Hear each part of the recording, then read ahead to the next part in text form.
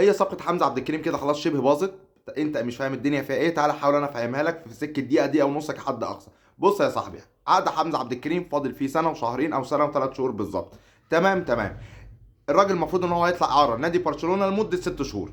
يعني بعد ال6 شهور بتوع عقد برشلونه من حق حمزه عبد الكريم ان هو يوقع مجانا لنادي برشلونه او لاي نادي تاني هو يقدر يختاره، بس مجانا. النادي الاهلي مش هيقدر ياخد من ورا اللاعب ولا جنيه. يعني انا بالبلدي انا كده هطلعك مجانا وانت كمان هتتباع ببلاش، موت وخراب ديار.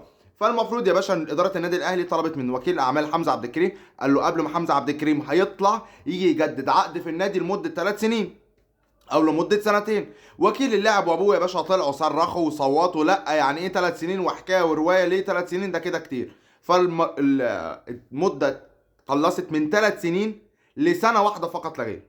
هي سنه واحده بس مش اكتر. قالوا له خلاص تعالى انت تجدد سنه واحده بس، بس بحيث ان النادي الاهلي يبقى ضامن حقه، لا اكتر ولا اقل. لم ياتي الرد بعد. بص يا صاحبي، اول ما القصه يدخل فيها طمع وكلاء وطمع فلوس انسى ان حاجه تتم.